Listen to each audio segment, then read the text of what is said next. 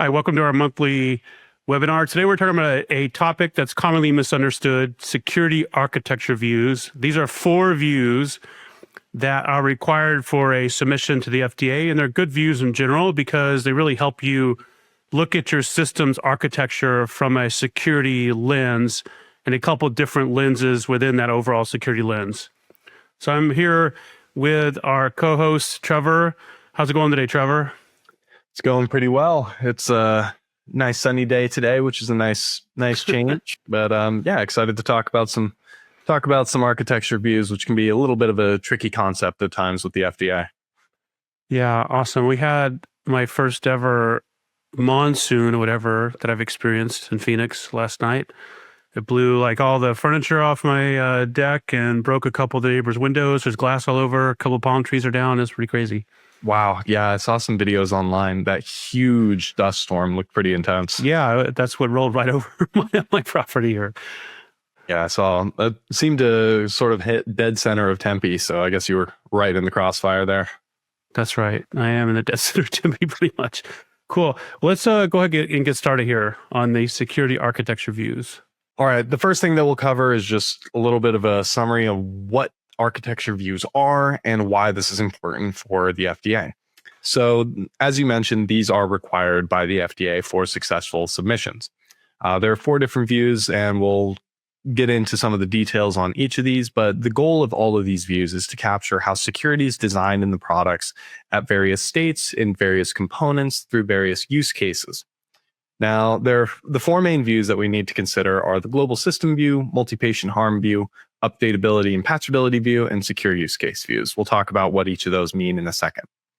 For developing the architecture views, there are a couple of different recognized ways that the FDA will accept the documentation. And this can be either integrated into threat modeling or prepared as standalone deliverables. Now, this can be a very easy integration into your threat modeling, since you can often use the same diagram for a global system view and the threat model diagram if you're capturing the appropriate level of detail, the right data flows and connections, and then you just have to map applicable threats to each of those components. You can even go down into some of the other views and discuss how threats would map to different use cases or scenarios. Now, generally, when we're preparing this documentation, we try to separate them out a little bit more while still having traceability back to the component, just so that we have the division between the documents and separate deliverables. They still interact and tie in together very closely. Now, either approach is accepted by the FDA, and either approach is going to lead to the same level of success, whether these are prepared as standalone documents or prepared as part of overall threat model documentation. These security architecture views in general support a secure product development framework, or DevSecOps. Would you agree with that?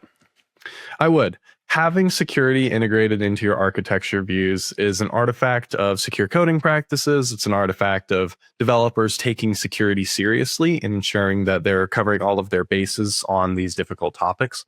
So if you have an architecture view where you take a look and you're not sure how security is mapped to any of these components, you're not sure where there's risk in your device based off of these architecture views, that's a little bit of a difficult situation compared to having a clear, concise understanding of exactly what needs to go into play there. If you take a look at these views and you see security's been addressed through multiple different states of the device, security's been covered in different operational functions of the device, that's a good indication that you've been addressing security from the top down. And I know we're focusing on the FDA because these are the requirements of the FDA. The same exercise of going through all these views strengthens your submission for any other regulatory authorities, such as EU MDR.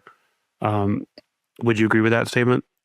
Yes, yeah, very similar documentation requirements across a lot of these global regulators, and conveying how security is built into your system is going to be applicable across many different submissions. So this would work great if you're going not only for that FDA submission in the US, but the MDR in Europe, if you're looking for the PMDA in Japan, the MDFS in Korea, if you're looking for submissions in Middle East, Australia, Singapore, Thailand, all of these have similar requirements. Obviously, there are some differences in testing processes, labeling documentation, things like that are usually where we're going to see the most distinction. But this is a fairly standardized approach, how we're addressing these architecture views.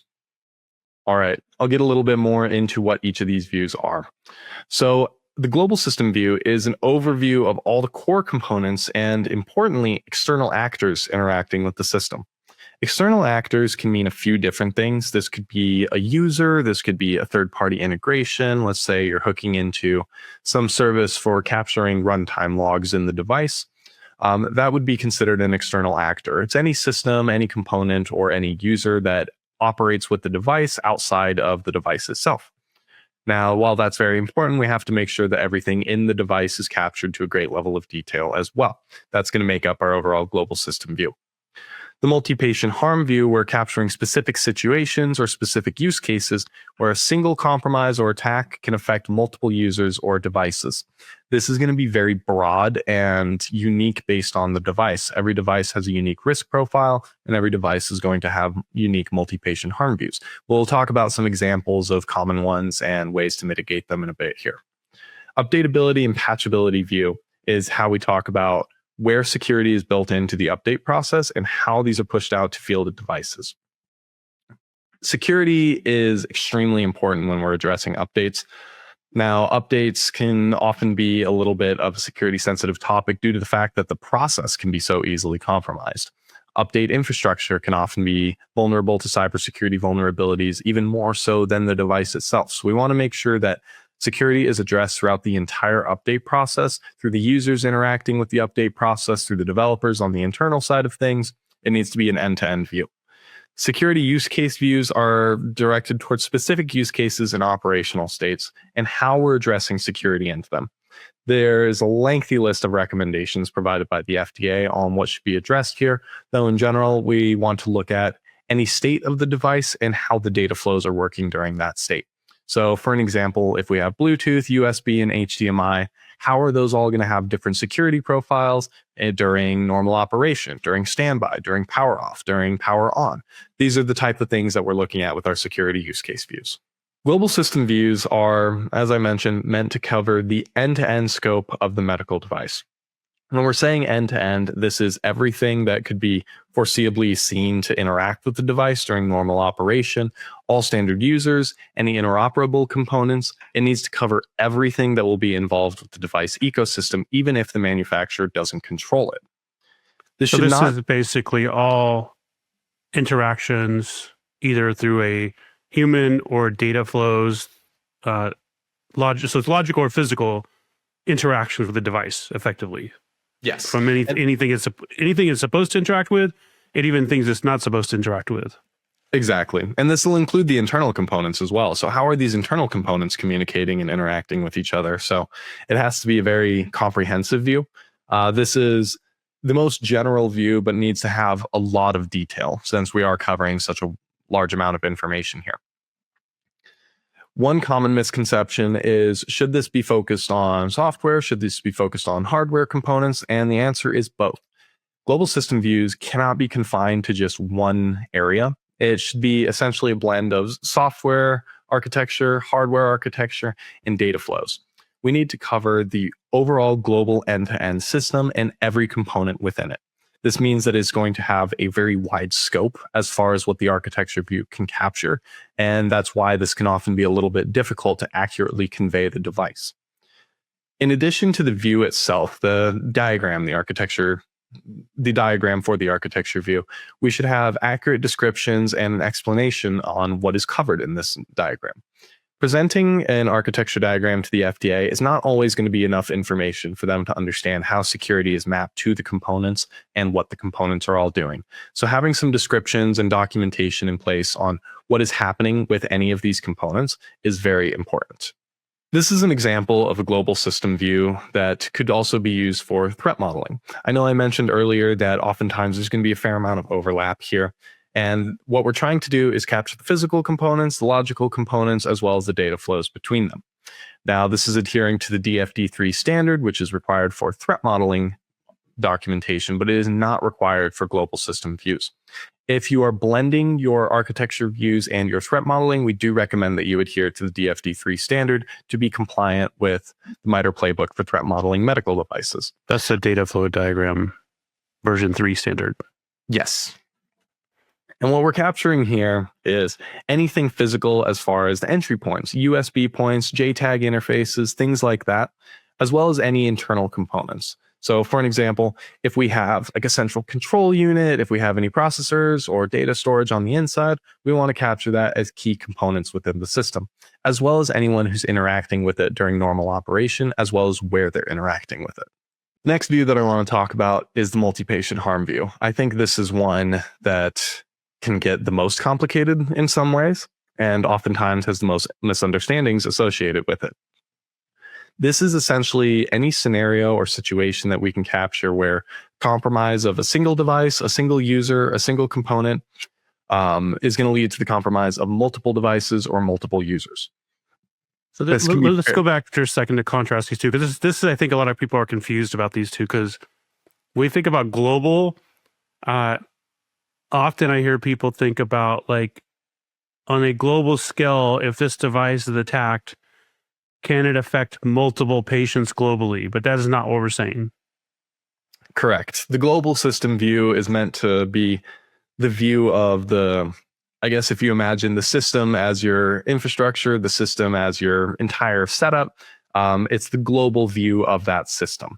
So it's essentially just trying to say global in terms of capturing everything, as opposed to like wide reach, which is usually where we're factoring in the multi-patient harm view instead. Right. So global system view, we're talking about everything that system interoperates with, like I said, physically or logically on a global scale, and also to include the internal components of how they interact with each other for the product. Yep, exactly. The multi-patient harm view is then going to be a little bit more siloed to specific situations or specific problems. So the focus going away from the global system view becomes much more narrow for the rest of the different architecture views that we capture. So the multi-patient harm view, I think, is a critical one to discuss, because the whole idea is, if I am able to compromise one system, can I affect multiple patients? Or one vulnerability, I should say. They're sort of like with shell shock or log, what is it, log4? Log4j. Log4j. I went for a run earlier today. I'm a little bit exhausted, I guess, mentally. Log4j.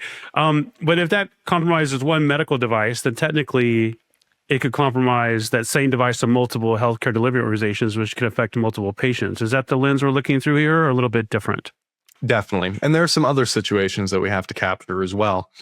We have some examples that we'll dive into in a second, but we're talking about situations where, ransomware is a hot topic for medical devices, for critical infrastructure. If a device gets ransomwared, what other devices on that network will also be ransomwared? That's something that we can think about from a multi-patient harm view angle as well.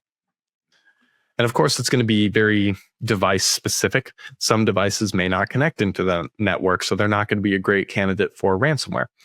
Some devices may be entirely cloud hosted, and so they aren't going to interact with internal networks. There's a range of how multi-patient harm views can apply, which is why it's going to be so unique based on the device. If we're looking at something like let me pause there for a second. A question that comes up quite a bit, because I see on the bullet there, if I'm a medical device manufacturer and somebody compromises my device, in what way can I figure out what the effect would be to other devices or users? That is a little bit of a difficult situation to cover. Oftentimes, it just requires expertise in the security space, understanding how similar vulnerabilities have worked in the past. But there can be some characteristics of specific attacks. I'll jump over to the next slide here where we have some of these examples. And I'll actually start at the bottom and we can work our way back up. So hard-coded credentials, for an example. This is something we see in, I would say, 80+% of devices that would be a multi-patient harm scenario. A hard-coded credential is something baked into the code where there's a password or a key used to authenticate into some service or some account. And if that is compromised, it can often be applicable across all of the same device if it's been hard-coded. So that would be an example of hack into one device, hack into all of them. The same product by the same manufacturer. Because one of the first medical devices I've worked on, I think this was in 2014, had this exact problem where the field technicians had a hard-coded password in order to get into the device. And one of them posted it on the internet so he would have easy access to it, but it was openly accessible, and we were able to find that. So basically, somebody could get into every single device from that manufacturer using that password in maintenance mode. Yep. And it's unfortunately way too common to see hard-coded credentials present in medical devices. It's easily caught by static testing tools, but it's not at the front of mind for a lot of developers, which is why we emphasize the security by design approach as opposed to trying to bolt it on at the end. Some of the other situations that can come up outside of compromise of a network device that spreads out into other devices, I always like to talk about the compromise of one user account compromising other user accounts. This would be broken authentication or broken access control. What we're essentially saying here is there's a design flaw where someone can access someone else's information, or one level of privilege can access a higher level of privilege. While this is still confined to a single device or a single system, it is going to lead to the compromise of multiple patients through a single exploit. And as such, we want to consider that as a multi-patient harm view as well. So is it safe to say, if I have a product that's a physical product, the risk is less from a multi-patient harm view than if I have a product that's on the cloud with multiple organizations using that product on the cloud? I think it's more going to depend on what your device is doing and how it's interacting with different components around it. Multi-patient harm views are going to be applicable to almost every device. And so it's just a matter of which ones specifically are going to be tied to that device. I don't think there's one that's a safer bet than the other in most cases. Yeah, that's a good point. I know some of our clients have a system on the cloud that multiple healthcare delivery organizations connect to. And it seems like the likelihood of having multi-patient harm on that one, since it has multiple patients on the cloud, is more than like a drug infusion pump, as example. I know I didn't provide all the context for your answer, but that's kind of, if I look at it through that lens, I would say it's more on the cloud based than the drug infusion pump. Definitely. Yeah, there's a lot more that can go wrong on the cloud side of things. And so it's more likely that you'll have problems. We've even seen some solutions and workarounds to this, like having individual tenants for different clients. So let's say that a service provider has a cloud-based solution that they want to sell into different healthcare delivery organizations. They make their own tenant for each HDO, and that prevents the risk of multi-patient harm scenarios by tying it more to an individual organization and having less risk of storing all sorts of data in one place. So there are a lot of different solutions to this. Some alternatives are just ensuring that your access control is extremely well configured in your application, though it can be a little bit of a risky approach since it just takes one problem to essentially lead to this full compromise. Yeah, and that's a good point. I mean, the whole reason we're looking at these different views is so we can come up with a solution to minimize the risk. Like you just talked about, the multi-tenant solution for something on the cloud. Yep, exactly. So that's the whole point of this, is to capture different harm scenarios and how they're designed out of the system. We can go ahead and jump into updatability and patchability views. Now, I always think it's funny whenever I write updatability, I'm not sure that's actually a word. It always triggers all of my spell checkers to say like, hey, you need to rewrite that. So the FDA made it up. Exactly. Maybe it's an FDA made up word. But what we're trying to do with these views is talk about how the device handles the update process and how security is covered in that update process. It's a little bit unique depending on the device. Obviously, every device is going to receive updates in a different way. But however that device is receiving updates, we need to figure out how security has been baked into it. Is it safe to say that one of the primary, I guess, drivers for updatability and patchability view is the SolarWinds attack? Yeah, that was a big snit. Because we're looking at securing the supply chain for the updatability and patchability as well, right? That's one of the considerations. Exactly. So with all of the components that'll tie into the update and patchability process, what the FDA is trying to do, and they are encouraging that devices have update functionality. It's highly, highly encouraged, even though update infrastructure, update functionality can introduce its own level of risk. But the ability to remove risks in the device through over-the-air updates is often a greater benefit than the drawbacks of having the potential risk through compromise of that update infrastructure. Is it safe to say, because this is a question that a lot of clients bring up, that OTA is less secure than having to physically send a field tech to plug a USB device in to do the update? Is there one? I know you can, and I'm not providing a lot of context, and of course you can secure one and not the other, but in general, what would you say from our experience? In general, there's a little bit more that can go wrong with over-the-air updates, since you have to consider security for that over-the-air infrastructure as well. Usually that's a cloud-hosted update server, and that can be compromised. The compromise and the downstream effects of that server can be massive. So Yeah. there's a higher risk. Obviously, there's a higher benefit to it as well. You don't need to send out a field technician to every site to manually put on a patch. Oftentimes, you think about some devices can have hundreds or thousands of different instances out in the field. Sending out a service technician to all of those has a very long rollout time. And we often see rollout cycles lasting for as long as 3 to 6 months with more complicated systems, even from very large companies with the staff to manage it. So there are pros and cons to each approach for sure. And there are security considerations for each as well. Yeah, I remember one of our clients there, as you mentioned the infrastructure that supports the over-the-air update. They had their over-the-air update infrastructure. It was connected to their corporate environment, which obviously is not a secure updatability or patchability environment, because the HR person is sitting next to the person's logically on the say network to the person that's developing the update. So that's one of the things we have to consider also if we do an OTA, right? Definitely. We want to make sure this is an isolated process outside of anything else. Having it sandboxed into that one area just removes a little bit of the risk of, like you said, what if someone in HR gets compromised and then they can jump off into an adjacent network?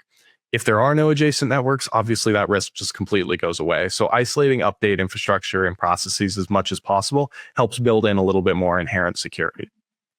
And this for a physical update via a USB drive. What are some of the controls people can put in place to make sure that that is a secure process?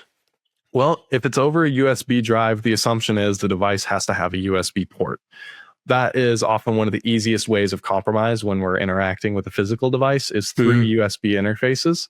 And this can be through, if we're using update on a thumb drive, we might not need to allow, say, a keyboard to connect to it. So we can try to restrict what types of devices can interact with that interface. We might say that we should check for a key on the update drive before we'll read it or recognize it. Or we might say you can put a physical lock on the USB port and service technicians are given the key. There's a pretty wide range of things that we can do to address security on the physical process, but it's still very important to address. And even things like a USB port for an update process can introduce a lot of risk into a device. Yeah, and I guess it doesn't have to be USB. It could be Bluetooth or some other mechanism as well for a physical update. I know one of our clients in the past, they used this software that basically did whitelisting of what type and what manufacturer of USB drive could be put into the device for the updates. That was their solution. I don't know if that's the most effective because there's a lot of overhead in the device, but that's what they came up with. Yep, and there are a lot of different ways to go about that process. We've seen solutions like that where we whitelist. You can even whitelist a specific brand of USB thumb drive and then pick something pretty obscure so that only service technicians have it. We've seen physical locks on devices and then a key. Even just epoxying ports shut can be a solution on some cases. And so there are a lot of different ways to go about this. Everything has varying benefits as far as the usability of the device. For an example, epoxying a port shut, you probably won't get much use out of it. And a physical lock can add some inconvenience to the process, but adds another layer of security.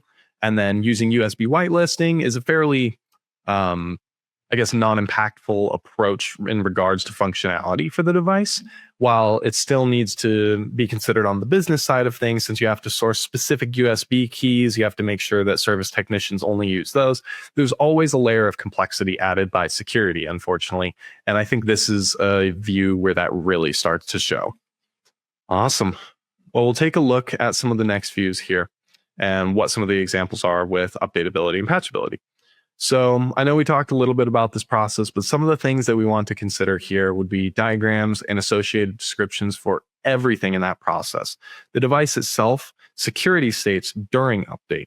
We're going to talk about our security use case views in a second here, but that's where we're talking about different operational states. So what is the device doing while it's receiving updates? How are we validating an update package is intact and secure? How are we securing that infrastructure? You can even go all the way down to the human level.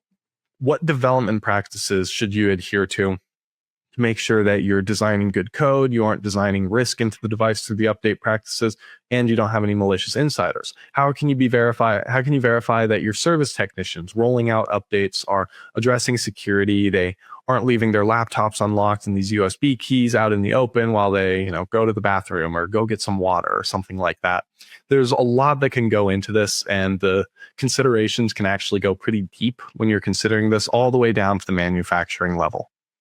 Yeah, one of these that stands out for me, because I know we've been able to compromise devices in this way, is that second bullet there, the security states during the update.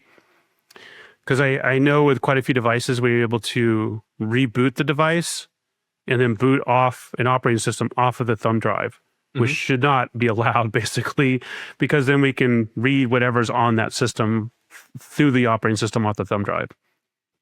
Yep. Yeah, that's I would say one of our unfortunately far too common vulnerabilities. One of our most common ones that we see is being able to sideload operating systems. Things in the BIOS aren't protected. The OS operating or the OS update process might not be protected, since that's usually going to break us out of any like kiosk mode or sandboxing that we're in. And so security states can get far weaker during update processes if they're not properly addressed. The next view is going to be the security use case views. And these can be just about anything. That's why we'll talk about some of the examples, but pretty much what we're trying to do is look at security considerations in all the components and states of a device. So, of course, this is going to be very implementation specific, thinking about how security is addressed with an oxygen pump compared to a pacemaker, compared to a surgical robot, compared to a PACS system. Every single one of these is going to have extremely different and unique considerations, which is why these can be so flexible. Hey, let's take one step back here. I know we talked a little bit about operational states of a device with the last view and this one specifically with the updatability view and the security use case views. What are the primary operational states of a device? The primary states that we usually factor in are power on, power off, standard operation, so like therapy administration, and standby, when the device is on, but it's not doing anything. We also have to think about some more edge case scenarios, such as updating. That can be an operational state of the device. Or like it's in maintenance mode or something like that. Yeah, maintenance mode. Are there any like break glass functionalities? Or do things work differently if you power it off altogether or move it into, say, like sleep mode, things like that? So a state would be like, because some of the devices we work with they're in kiosk mode, but while they're booting up, they're not quite in kiosk mode until that function is enabled. So there's a window of time to exploit that device before kiosk mode comes up. So we're looking at all these sort of cases, right? Exactly. Yeah, I think kiosk mode is the perfect example, since that would be present during standby. That would be present during normal operation. But kiosk mode is usually managed by mobile device management tools, and those boot after the operating system. When a device is powering on, like if you reboot your laptop, before the operating system loads, it's loading in the BIOS, and that BIOS is loading into the operating system. So there is a window of time where the operating system hasn't loaded in yet. As such, the mobile device management hasn't loaded in yet. And then I'll go back to the situation you talked about earlier, where we can load in our own operating system. If we can redirect what that BIOS is doing without protections, we're going to go all the way around the considerations for the kiosk mode. We're just going to bypass it altogether and still get access to sensitive information. Because we can change like the boot order in the BIOS if it's not password protected or somehow has security around it, what you're saying, and then make it boot off of our thumb drive. Yep. And at that point, it's a pretty dangerous situation. We're able to access any information stored on the device in any way that we want to see it. Cool. Now, the FDA understands that saying any component or operational state of the device can be extremely broad. So they have some lengthy considerations in Appendix 2 in the Cybersecurity and Medical Devices guidance document that provides a lot more context on some of the things that manufacturers should consider when building out these security use case views. And this should address all reasonably foreseeable states, environments, and uses. Reasonably foreseeable is essentially anything that could be considered as normal and not just a completely absurd situation. For an example, like an absurd situation would be the device has an anomaly and randomly crashes. While it's crashing, that state is not foreseeable. Is that what you're saying? yeah, or something where you would never have to consider what those situations are like. So for an example, if we're looking at an MRI machine, we're never going to have to consider that under home use. We're always going to assume that that's in a hospital or a healthcare delivery organization. We're not going to assume that someone is using an MRI machine in their living room and what is the home network impact of compromise to that device. It's just a little bit of an absurd scenario. Now, Fair enough. with an oxygen pump, we can very easily consider it in a home environment and in a clinical environment. So sometimes that can change. And that's why we have to figure out what it is for this device specifically. All right. Now, this can be pretty broad and this can be pretty flexible, but some of the things that we want to do to just have a good starting point at minimum is start by mapping security use case views to active data flows in the device. The most important ones to consider are the external entry points. So this would be things like a USB port we can interact with, a Wi-Fi connection, Ethernet connection, Bluetooth, NFC, pretty much anything that we can physically interact with on the outside. Those should be our starting points. We also want to consider this for the internal components, though there can often be some more inherent security by the fact that they are buried inside the device and internal. For each of these views, for each of these data flows, we want to map them back to the operational states. So for every operational state that we can reasonably foresee in the device, how are these data flows working and how is security addressed? This gives us very easy traceability back to our global system views, where we can say there's a risk mapped to this specific component. We can tie it back into that global system view, and the FDA can see sort of the narrative that we're painting on how security has been addressed throughout that global system view through all of these more detailed views that we're going down from. We've been talking quite a bit about data flow.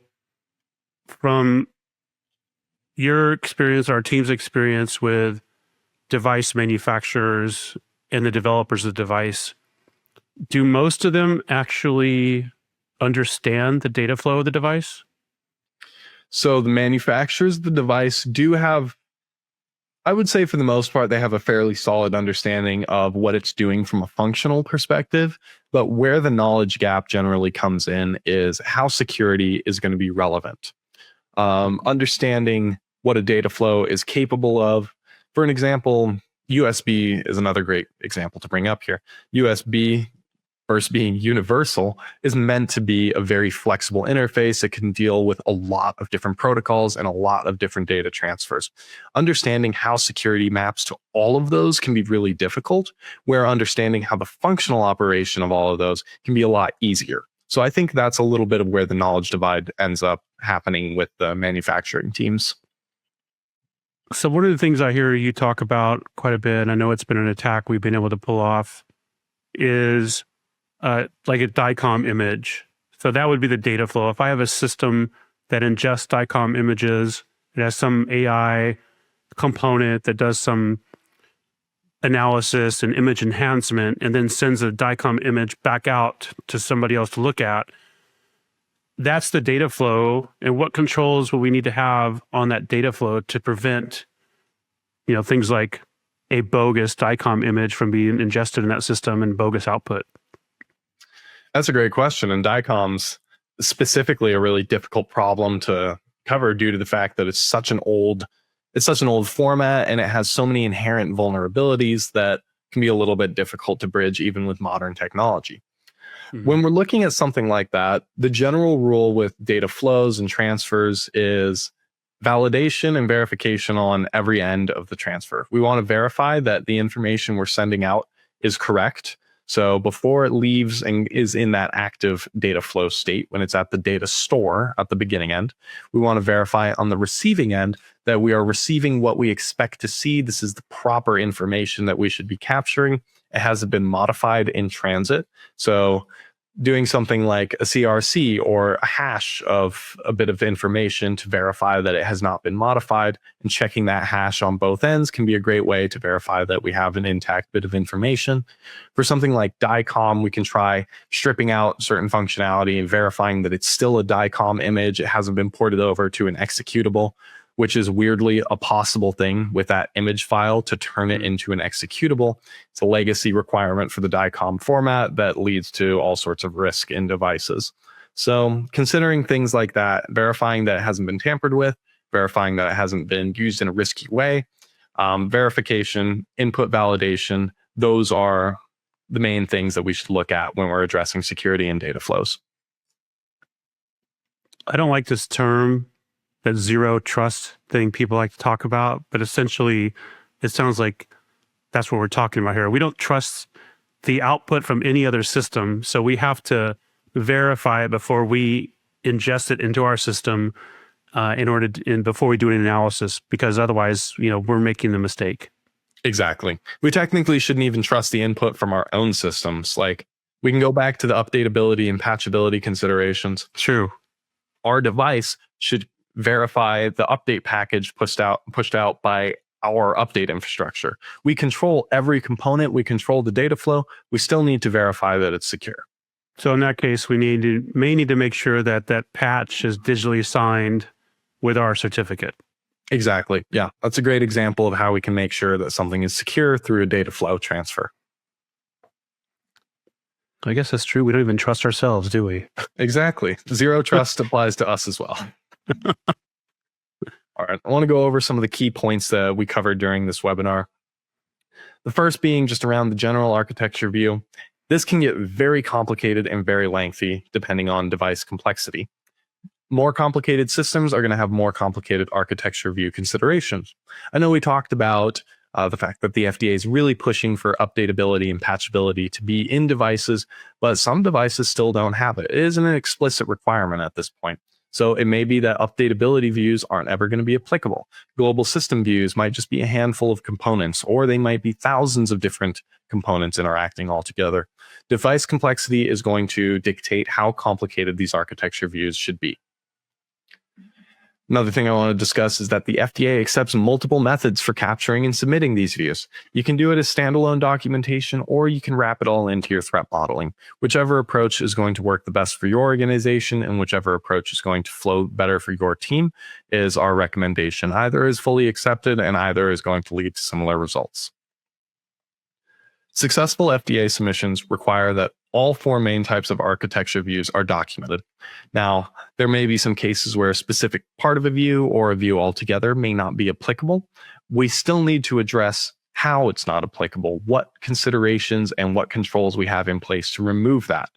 We can never just go forward with an FDA submission saying, here are two of the four. The FDA is always going to come back asking for the other two. So we want to make sure that all four are covered in our documentation. Documentation for these architecture views is going to be unique across different devices and is going to have minimal overlap with other submissions. We often talk about what areas have overlap for various submissions, what can be reused from device A to device B, and there is a lot of that actually can be reused as part of an FDA submission. This is probably the most unique area, and this is where we're going to see the most distinction between different submissions. So we just want to make sure this is a note that you can't go back and forth and just use the same architecture considerations, use the same multi-patient harm views for different devices. It's always going to be very unique based on the device. This will tie a little bit into what I was mentioning about complexity, but detail and information should align with level of risk for the device. Higher risk profile devices need to have deeper considerations for security. We can go back to an example with an oxygen concentrator versus a drug infusion pump.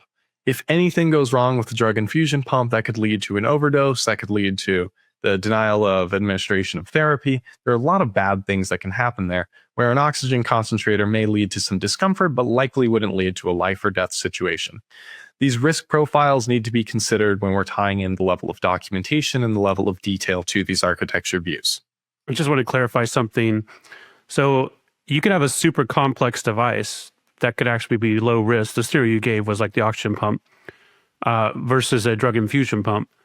They're both fairly complex, but it's really about the risk to the patient and some of the complexity that drive the amount of documentation we need in these use cases. These are architecture views, sorry. Exactly. So a great example would be image enhancement. This is a very popular product class, especially with how prevalent AI is right now. But there's a very minimal risk associated with it in a lot of cases. Since generally it's used as clinical decision support as opposed to creating a diagnosis, it's just trying to add clarity or refinement to an already existing image and already existing information. Now, having said that, from a device complexity, these systems can get extremely complicated very, very quickly, but the risk profile is going to be a lot lower compared to, say, a pacemaker, which is very simple from a complexity standpoint, but extremely complicated from a risk perspective. So those are the two areas that we factor in here. Yeah, and that clinical decision support, I think, is a great area to kind of bypass some of the controls. Pretty much. Yeah, it's saying, oh, we're not actually making the decision with the device. We're still pushing this on to the clinician, which we are. It goes back to our conversations that we've always had around, where can blame be assigned if something goes wrong with a device like this? It's essentially off moving part of that over onto the clinician or onto the therapist, who should act as the final stop and the final decision maker throughout the process. If a device itself is making the decision, then that device essentially has to inherit the responsibility if it makes the wrong decision. This is why these considerations can be extremely deep for, say, IVD machines, where they're often trying to actually make a diagnosis compared to something that is providing clinical decision support. Awesome. Anything else to add to the webinar today, Trevor? We would cover everything pretty well. Those are some of the main points that we wanted to cover. We talked about the different architecture views that the FDA wants to see captured as part of the regulatory documentation and submission. We went into some details on those 4 views: the global system view, multi-patient harm view, updatability and patchability view, and security use case views. And then we talked about some of the tips and tricks to make sure that your submission goes smoothly and you're able to fully capture these as part of your documentation. Thanks, everyone, for tuning in to our monthly webinar. Be sure and tune in next month.